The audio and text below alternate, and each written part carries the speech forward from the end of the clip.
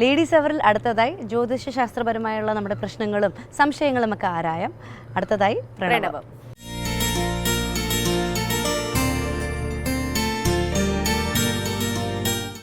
നമസ്കാരം. ജ്യോതിഷത്തിൻ്റെ കാണാപ്പുറങ്ങൾ തേടുന്ന പ്രണവത്തിൻ്റെ പുതിയ അധ്യായത്തിലേക്ക് എല്ലാ പ്രേക്ഷകർക്കും സ്വാഗതം.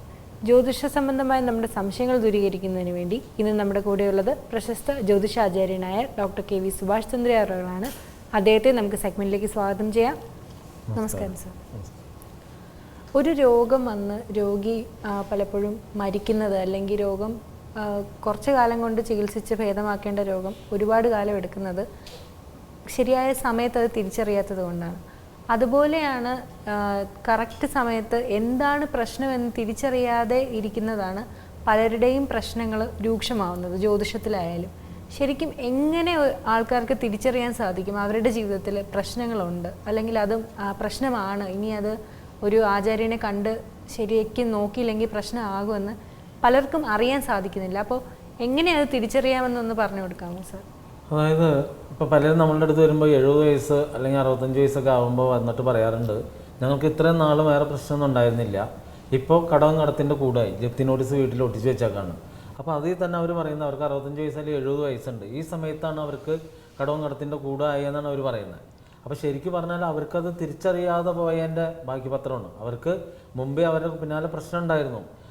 നമ്മൾ പല പ്രാവശ്യം പ്രോഗ്രാമിൽ പറയാറുണ്ട്, നമ്മളുടെ വയസ്സിനനുസരിച്ചുള്ള ജീവിത വിജയം നേടാൻ സാധിച്ചില്ല എങ്കിൽ നമുക്ക് പ്രശ്നം ഉണ്ടായിരുന്നു എന്നാണ് എൻ്റെ അർത്ഥം. അപ്പോൾ ചിലർ പറയും എനിക്ക് വേറെ പ്രശ്നമൊന്നുമില്ല, എനിക്ക് എൻ്റെ മക്കളാണ് പ്രശ്നം. അതായത് മോളെ കെട്ടിച്ചുകൊണ്ട് ഡിവോഴ്സായി, മകനാണെങ്കിൽ മെൻ്റൽ പോലെ നടക്കാണ്, ജോലിക്കൊന്നും പോവില്ല, സ്മോൾ അടിയാണ്, അല്ലെങ്കിൽ അമിത മദ്യപാനമാണ്, കൂട്ടുകെട്ടാണ്. അപ്പോൾ ഇതാണ് അദ്ദേഹത്തിൻ്റെ പ്രശ്നം. അപ്പോൾ പുള്ളി പറയുന്നത് പുള്ളിക്ക് പ്രശ്നമൊന്നുമില്ല, മക്കളാണ് പ്രശ്നം. അപ്പോൾ നമ്മൾ പറയുന്നത് മക്കൾ അല്ലെങ്കിൽ ഭാര്യ നമുക്ക് എതിരായി വരുന്നുണ്ടെങ്കിൽ നമുക്കാണ് പ്രശ്നം, അല്ലാതെ അവർക്കല്ല പ്രശ്നം. നമ്മളുടെ പ്രശ്നം കൊണ്ടാണ് അവർ നമുക്ക് എതിരാവുന്നത്. അതേപോലെ തന്നെ ഈ 65 വയസ്സ് 70 വയസ്സിലൊക്കെ ദരിദ്രരായിട്ട് കഴിയുന്നതിൻ്റെ കാരണം എന്താ? മുമ്പേ അവർക്ക് പ്രശ്നമുണ്ടായിരുന്നു, അവർ പ്രശ്നം തിരിച്ചറിഞ്ഞില്ല. തിരിച്ചറിയാതെ കൊണ്ട് പറ്റിയ അബദ്ധങ്ങളാണ്. നമ്മൾ മുമ്പ് പല എപ്പിസോഡിലും പറഞ്ഞിട്ടുണ്ട്, നമ്മൾ 1000 രൂപ കടം വാങ്ങുമ്പോൾ തന്നെ കടക്കാരനായി കഴിഞ്ഞു. ഈ 1000 പിന്നീട് 2000 ആവുകയും 10,000 ആവുകയും അങ്ങനെ ലക്ഷങ്ങളിലേക്ക് മാറുകയും പിന്നീട് അത് ലോൺ എടുത്തിട്ട് വീണ്ടും ലോൺ എടുത്ത് പോകുമ്പോൾ രക്ഷപ്പെട്ടു എന്നല്ല കരുതണ്ടേ, നമ്മൾ പെട്ടു എന്ന് എഴുതണം. രക്ഷപ്പെട്ടു എന്നുള്ളിടത്തുള്ള രക്ഷ വെട്ടിക്കളഞ്ഞാൽ പെട്ടു എന്ന് മനസ്സിലാവും. അപ്പോൾ പലർക്കും പെട്ടത് അവരറിയുന്നില്ല. ഇത് തന്നെ നമ്മുടെ അടുത്ത് ചിലപ്പോൾ ഗൾഫിൽ നിന്നുള്ള ആളുകൾ നാട്ടിൽ വന്ന് പൂജ ചെയ്യാൻ വേണ്ടിയിട്ട് പൈസ അഡ്വാൻസ് അടച്ചിട്ട് വരാറുണ്ട്. അപ്പോൾ അവർ പറയുന്നത് പിന്നീട് ഒരു വർഷം കഴിഞ്ഞിട്ട് അവർക്ക് എത്താൻ പറ്റില്ല, പിന്നീട് അവർ നമ്മളോട് പറയും ഞങ്ങൾക്ക് ആ പൈസ റീഫണ്ട് ചെയ്ത് തരുമോ, ഞങ്ങൾക്ക് പൂജ വേണ്ടാന്ന് പറയും. അപ്പോൾ നമ്മൾ ശരി പൈസ പൂജയ്ക്ക് വരാത്ത ഒരാളുടെ പൈസ റീഫണ്ട് ചെയ്യും. അതായത് 7 ദിവസം മുമ്പ് ക്യാൻസൽ ചെയ്താൽ നമ്മൾ പൈസ റീഫണ്ട് ചെയ്യും. അപ്പോൾ വന്ന് വാങ്ങിച്ചോ, എന്താ കാരണം ചോദിക്കുമ്പോൾ അവർ പറയും ഞങ്ങളുടെ കാര്യം ശരിയായിരുന്നു. അപ്പോൾ ശരിക്കും എന്താ അവിടെ ശരിയായത്? അവർക്ക് അടുത്ത ലോൺ കിട്ടി, അവർക്ക് ലോൺ കിട്ടിയതാണ് ശരിയായത്. അപ്പോൾ ശരിക്കും അവർക്ക് അടുത്ത ബാധ്യതയിലേക്കാണ് പോകുന്നത്, അവർ തിരിച്ചറിയുന്നില്ല. ഇനി അവർ വരണമെന്നുണ്ടെങ്കിൽ ഒരു 2-3 കൊല്ലം കഴിഞ്ഞ് ഇതെല്ലാം നിലം പരിശയായിട്ട് അതിൻ്റെ ബാധ്യതയും കൂടി വന്നു കഴിയുന്ന സമയത്ത് അവർ വീണ്ടും വരും. നമുക്ക് ഉറപ്പുണ്ട് വരുമെന്ന്. കാരണം പലരും വന്നു പോയി കഴിയുമ്പോൾ 3-4 വർഷം കഴിഞ്ഞ് ഈ പാർട്ടി തന്നെ രണ്ടാമത് വരും. അപ്പോൾ നമ്മൾ അവരോട് ചോദിക്കും അന്നെന്താ പറഞ്ഞിട്ട് മനസ്സിലായില്ലെന്ന് ചോദിക്കും, പറയും അല്ല അന്ന് ഞങ്ങൾക്കത് എന്താണെന്ന് കൃത്യം മനസ്സിലായില്ല, ഇപ്പോൾ എന്തുകൊണ്ട് മനസ്സിലായി? ഇപ്പോൾ ഒന്നുമില്ല, ഇപ്പോൾ നിരപ്പായി കഴിഞ്ഞു. അപ്പോൾ നിരപ്പായപ്പോഴാണ് അവർക്ക് മനസ്സിലായത്. ഇത് തന്നെയാണ് മുമ്പ്. ഇതേപോലെ തന്നെ നമ്മൾ പൂജയിലിരിക്കുമ്പോൾ ചിലരോട് പറയാറുണ്ട് ഇത്രയും വലിയ പ്രശ്നം വെച്ചിട്ടാണ് ജീവിച്ചതെന്ന് നിങ്ങൾക്ക് ഇതേവരെ മനസ്സിലായില്ലെന്ന് ചോദിക്കുമ്പോൾ അല്ല ഞങ്ങൾ എത്തിപ്പെട്ടില്ല എന്ന് പറയും. അപ്പോൾ ഞാൻ അവരോട് ചോദിക്കാറുണ്ട്, എൻ്റെ അടുത്ത് വന്നു പോകുമ്പോൾ ഞാൻ എല്ലാവരോടും എന്താണ് സംഭവിച്ചത്, എവിടെ നിന്നാണ് തുടങ്ങിയത്, ഇങ്ങനെയുള്ള കാര്യങ്ങളെല്ലാം പറയുന്നുണ്ട്. അപ്പോൾ അവരൊക്കെ ചിലരത് വളരെ പുച്ഛിച്ച് തള്ളുന്ന രീതിയിലാണ്, ഞങ്ങളെയൊന്നും ബാധിക്കുന്ന പ്രശ്നമല്ല, ആ രീതിയിലേക്കൊക്കെ വളരെ നിസ്സാരവൽക്കരിച്ച് പോകുന്നുണ്ട്. അപ്പോൾ ഞാൻ അവരോട് പറയാറുണ്ട് എൻ്റെ അടുത്ത് വന്നു പോകുമ്പോൾ 10 പേര് വന്നു പോകുന്നുണ്ടെങ്കിൽ ഒരാൾ മാത്രമേ വില്ലിങ് ആവാറുള്ളൂ. അല്ലാതെ ആ പ്രളയത്തിന് മുമ്പാണെങ്കിൽ 10 പേര് വരുന്നുണ്ടെങ്കിൽ 5 പേര് വില്ലിങ് ആയിരുന്നു. പ്രളയത്തിന് ശേഷം 10 പേരിൽ ഒരാൾ വില്ലിങ് ആവുള്ളൂ, ബാക്കി ഒന്നും ഞങ്ങളെ ബാധിക്കുന്ന പ്രശ്നമല്ല എന്നുള്ള രീതിയിലാണ് പോകുന്നത്. അപ്പോൾ അത് അവരോട് പറയുമ്പോൾ അവർ പറഞ്ഞത് വിധിയാന്ന് പറയും. അപ്പോൾ പിന്നെ നമുക്ക് വിധി എന്ന് പറയുന്ന 2 അക്ഷരത്തിലേക്ക് വിട്ടുകളയാനേ പറ്റുള്ളൂ. മറിച്ച് യോഗം എന്ന് പറഞ്ഞാൽ ഇപ്പോൾ ലോട്ടറി അടിച്ചെന്ന് പറഞ്ഞാൽ എന്ത് പറയും? ലോട്ടറി അടിച്ചാൽ അതിന് യോഗം എന്ന് പറയും, നമ്മുടെ യോഗമാണ്. മറിച്ച് വണ്ടി ആക്സിഡൻറ്റ് ഉണ്ടായെന്ന് പറയുമ്പോൾ ഉടനെ പറയും അത് വിധിയാന്ന് പറയും. അപ്പോൾ പല വിധികളെയും നമുക്ക് തടുക്കുന്നതിന് വേണ്ടിയിട്ടാണ് ഈ ദേവസങ്കല്പങ്ങൾ നിൽക്കുന്നത്, അതേപോലെ ജ്യോതിഷം നിൽക്കുന്നത്. ഇതൊന്നും പലരും തിരിച്ചറിയുന്നില്ല. അപ്പോൾ അവർ പറയുന്നത് ഞങ്ങൾ അമ്പലത്തിൽ പോയി പ്രാർത്ഥിച്ചു, ഞങ്ങൾക്ക് ജ്യോതിഷ വഴി അറിയില്ലായിരുന്നു എന്ന് പറയുന്നത്. അവരുടെ വിചാരം ജ്യോതിഷം എന്ന് പറയുന്ന തട്ടിപ്പിന് വേണ്ടി മാത്രം ഇരിക്കുന്ന ഒരു ശാസ്ത്രമാണ്.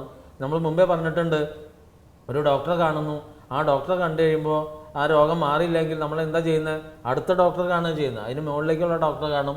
അങ്ങനെ പല ഡോക്ടറും മാറി കണ്ട് ഏതെങ്കിലും ഒരു ഡോക്ടറെ അടുത്ത് എത്തുമ്പോൾ അവിടെ നമുക്ക് ഫലിച്ചു തുടങ്ങിയിട്ടുണ്ടെങ്കിൽ നമ്മളവിടെ നിന്നു. പിന്നെ ആൾ പറയുന്ന രീതിയിലുള്ള നിർദ്ദേശങ്ങൾ അനുസരിച്ച് ചികിത്സിക്കും. അതേപോലെ തന്നെയാണ് ജ്യോതിഷവും. നമുക്കിപ്പോൾ രക്ഷപ്പെടാനായിട്ട് ചെല്ലുമ്പോൾ ഒരു നിർദ്ദേശം തന്നു. ഇപ്പോൾ ചിലർ തന്നെ വരാറുണ്ട്, അവർ പറയാറുണ്ട് ചിലർ, അതായത് ജീവിതത്തിൽ ഒന്നും ഉണ്ടാവില്ല, പക്ഷെ അവർ ദൃഢതയോടുകൂടിയാണ് വരുന്നത്. അവർ വന്നിട്ട് പറയും ഞങ്ങൾ എന്ത് ചെയ്യാനും തയ്യാറാണ്, ഞങ്ങൾ പ്രോഗ്രാമെല്ലാം കാണാറുണ്ട്, അതിനുള്ള ഒരു നിർദ്ദേശം, ഒന്ന് എഴുന്നേറ്റ് നിൽക്കാനുള്ള ഒരു ഉപദേശം തന്നു കഴിഞ്ഞാൽ അതിൽ നിന്ന് ഞങ്ങൾ എന്ത് വേണമെങ്കിലും ചെയ്യാൻ തയ്യാറാണെന്ന് പറയും. ഇപ്പോൾ നമ്മൾ അവരോട് ആദ്യമേ പറയും, നിങ്ങൾ 18 ചെറുനാരങ്ങ വാഴനാരി കോർത്ത് 3 ദിവസം ഗണപതിക്ക് മാലയാർത്താൻ കൊടുക്കാം, 3 ദിവസം ഗണപതി ഹോമം നടത്താം, നിങ്ങൾ ഭഗവാനോട് പ്രാർത്ഥിക്കുക, ഞങ്ങൾക്ക് ഒരു നിവൃത്തിയില്ല, എന്തെങ്കിലും ഒരു മാർഗ്ഗം ഭഗവാൻ കാണിച്ചു തരണം എന്ന് പറയുമ്പോൾ ഈശ്വരൻ തീർച്ചയായിട്ടും ഒരു മാർഗ്ഗം നിങ്ങൾക്ക് തരും. പിന്നീട് നിങ്ങൾ എൻ്റെ അടുത്ത് വന്ന് ഞാൻ ഏലസ് റെഡിയാക്കി തരാം. അങ്ങനെ വന്നു പോകുന്ന ഇഷ്ടം പോലെ ആളുകളുണ്ട്. അല്ലാതെ നമ്മൾ വെറുതെ വന്നിരുന്നിട്ട് ആളുകളെ പറ്റിക്കാൻ വേണ്ടിയുള്ള ഒരു ഷോ നടത്തുന്ന ഒരു സംഭവം അല്ലത്. കാരണം നമ്മുടെ ജീവിതാനുഭവങ്ങൾ മുമ്പ് പറഞ്ഞിട്ടുണ്ട്. അപ്പോൾ ഈ ജീവിതാനുഭവങ്ങളൊക്കെ പറഞ്ഞത് തന്നെ ചിലർ കരുതുന്നത് ജീവിതാനുഭവങ്ങൾ പറഞ്ഞ് ആളുകളെ നമ്മളിലേക്ക് വരുത്താൻ വേണ്ടിയുള്ള പറ്റിക്കൽ എന്നാണ് കണക്കൂട്ടുന്നത്. അപ്പോൾ അവരൊക്കെ വിമർശിക്കാവുന്ന ചില ചാനലുകളിലൊക്കെ ഇരുന്നിട്ട് ജ്യോത്സ്യന്മാർ ആചാര്യന്മാർ പറയുന്നുണ്ട് ഇതെല്ലാം ചുമ്മാ പറയുന്നത്, ഒന്നും വേണ്ട, സർപ്പദോഷം എന്ന് പറഞ്ഞാൽ ഒന്നുമില്ല, നിങ്ങളൊരു കരിക്കുണ്ടായങ്ങ് നിവേദിച്ചു കഴിഞ്ഞാൽ എല്ലാം തീരും. അത് കരിക്ക് നിവേദിക്കൽ മാത്രമേ ഉണ്ടാവുള്ളൂ. പാല് കുടിക്കുന്നതും പാലും വെള്ളം കുടിക്കുന്നതും അതിൻ്റെ പാൽ ഉൽപ്പന്നം വെണ്ണ കഴിക്കുന്നതും നെയ്യ് കഴിക്കുന്നതും എല്ലാം വ്യത്യസ്തമാണ്. എല്ലാം പാലിൽ നിന്ന് തന്നെ ഉണ്ടാകുന്നത്. പാലും വെള്ളം എന്ന് പറയുന്നത് എന്തായിരിക്കും? ഇത്തിരി പാൽ ഒഴിച്ചിട്ട് കുറേ വെള്ളം ഒഴിക്കുന്നതാണ് പാലും വെള്ളം. ഇത് തന്നെ ഒരു ഗ്ലാസ് പാലാണെങ്കിലോ അതിൻ്റെ പൂർണ്ണത ഉണ്ടാവും. അത് തന്നെ വെണ്ണയാക്കി കഴിക്കുമ്പോഴോ ഒരുപാട് പാലിൽ നിന്ന് ഉണ്ടാക്കുന്നതാണ് വെണ്ണ. പിന്നെ ആ വെണ്ണ ഉരുക്കി വരുന്നതാണ് നെയ്യ്. അപ്പം അങ്ങനെ പൂജാവിധികളിലൊക്കെ വ്യത്യാസങ്ങളുണ്ട്. അല്ലാതെ ചുമ്മാ വെറുതെ ഒന്നും വേണ്ടെന്ന് പറഞ്ഞാൽ ഉപദേശമാണ്. ഈ ലോകത്തിൽ ആകെ വെറുതെ കിട്ടുന്ന ഒരു സാധനം ഉപദേശം മാത്രമാണ്. പണ്ട് കാലങ്ങളിൽ എൻ്റെയൊക്കെ ചെറുപ്പത്തിൽ ഞാൻ ഓർക്കുന്നുണ്ട്, ഏത് വഴികളിൽ പോയാലും ഈ പാതിരിമാർ വന്ന്, പ്രൊട്ടസ്റ്റൻ്റ് പാതിരിമാർ മയക്കും വെച്ചിട്ട് ഇങ്ങനെ ഇരുന്ന് അവർ സുവിശേഷം ഇങ്ങനെ പ്രസംഗിക്കും. അതിന് നമ്മൾ അവരെയൊക്കെ വിളിക്കുന്ന ഉപദേശി എന്നാണ് വിളിക്കുന്നത്. അപ്പം അങ്ങനെ തന്നെ ജ്യോതിഷത്തിലും കുറേ ഉപദേശികൾ ഇറങ്ങിയിട്ടുണ്ട്. അവരെന്തിനാന്ന് വെച്ചാൽ ഒരു ഉത്തമ ജ്യോത്സ്യൻ എന്ന് ഈ ഒന്നിനും തയ്യാറാവാത്ത കുറേ ആൾക്കാരുണ്ട്, യുക്തിവാദികളായിട്ട് അവരുടെ അടുത്ത് പേരെടുക്കാൻ വേണ്ടിയാണ്. അല്ല സൊല്യൂഷന് വേണ്ടി ഇരിക്കുന്ന ആളുകളല്ല. നിങ്ങൾക്ക് രക്ഷപ്പെടണം എന്നുണ്ടെങ്കിൽ നല്ല കഴിവും സാമർഥ്യമുള്ള ഏതെങ്കിലും ഒരു ആചാര്യനെ ചെന്ന് തന്നെ കണ്ടെത്തി അത് മാറ്റണം. അല്ലാതെ കണ്ട് മാറില്ല. കാരണം ഞാനത് പറയാൻ കാരണം പലരും വരുമ്പോൾ പറയാറുണ്ട് ഞങ്ങൾക്ക് അറിയില്ലായിരുന്നു. കാരണം 7 പ്രാവശ്യം അബോർഷനായ യുവതിയും ഇതേവരെ ജ്യോത്സ്യനെ കണ്ടിട്ടില്ല എന്ന് പറയുന്നത്. 7 പ്രാവശ്യം അബോർഷനായി. അപ്പോൾ അവർ ഡോക്ടറെ കണ്ടോളൂ. മറിച്ച് എന്തുകൊണ്ടാണ് എനിക്കിങ്ങനെ സംഭവിക്കുന്നത്, എനിക്ക് സന്താന ഭാഗ്യമുണ്ടോ, അതിൻ്റെ തടസ്സം എന്താണെന്നൊന്ന് കണ്ടെത്തിയാൽ മാറ്റിക്കളഞ്ഞാൽ മതി. ഈ 7 പ്രാവശ്യം അബോർഷൻ കൊണ്ട് വല്ല കാര്യമുണ്ടോ? ഇതേപോലെ തന്നെ 18 വയസ്സിൽ കുട്ടിക്ക് ഡിപ്രഷൻ പിടിപെട്ടു. 18 വയസ്സിൽ ഡിപ്രഷൻ പിടിപെട്ടു. കുട്ടി ഏത് വഴിക്ക് വണ്ടി ഓടിച്ചു പോയാലും അപകടമാണ്. ഇപ്പോൾ കുട്ടിക്ക് 28 വയസ്സായി. ഇപ്പോഴാണ് പ്രോഗ്രാം കണ്ടപ്പോഴും മനസ്സിലായ ഈ ജീവിതവും ഈ രോഗങ്ങളും ഈ അപകടമൊക്കെ ആയിട്ട് ബന്ധമുണ്ടെന്ന്. ഇതേപോലെ തന്നെ നമ്മുടെ പ്രോഗ്രാം കണ്ടിട്ട് വന്ന ഒരു പാർട്ടി, അദ്ദേഹം ഒരു ട്രാൻസ്പോർട്ട് ബസ്സാണ് ഓടിക്കുന്നത്. ഇദ്ദേഹം ഏത് വഴികൂടെ വണ്ടി ഓടിച്ചു പോയാലും വണ്ടി ആയിട്ടിരിക്കും. അങ്ങനെ കിട്ടുന്ന പൈസയിൽ കൂടുതൽ കോർപ്പറേഷൻ കട്ട് ചെയ്ത് തുടങ്ങിയപ്പോൾ പിന്നെ ജോലിക്ക് പോകാണ്ടായി, പേടിയായി. അങ്ങനെ വന്നു കഴിഞ്ഞപ്പോൾ ഭാര്യയാണ് വന്നത്. ഇദ്ദേഹത്തിന് മടിയെന്ന് പറഞ്ഞ് വന്നു നമ്മൾ അതിൻ്റെ തടസ്സം മാറ്റി കഴിഞ്ഞപ്പോൾ ഇപ്പോൾ യാതൊരു തടസ്സമില്ല. അപ്പം അങ്ങനെ ഒരുപാട് ലക്ഷണങ്ങൾ നമ്മുടെ ജീവിതത്തിൽ കാണിച്ചു തരും. ഇതെല്ലാം നമ്മൾ തിരിച്ചറിയണം. സാറ് പറയുന്നത് എന്താണെന്ന് വെച്ച് കഴിഞ്ഞാൽ ലക്ഷണങ്ങൾ വെച്ച് തന്നെ നമുക്ക് ജീവിതത്തിലെ പ്രശ്നങ്ങൾ തിരിച്ചറിയാനും അതൊക്കെ പൂർണ്ണമായിട്ടുള്ള പരിഹാരം ഉണ്ടോ എന്നാണ് പറയുന്നത്. നിങ്ങളുടെ സംശയങ്ങളും നിർദ്ദേശങ്ങളും ഞങ്ങൾക്ക് എഴുതുക. ഞങ്ങൾക്ക് എഴുതേണ്ട വിലാസം: to the producer, ladies hour, Kaumudi TV, Petta, Thiruvananthapuram. നന്ദി, നമസ്കാരം.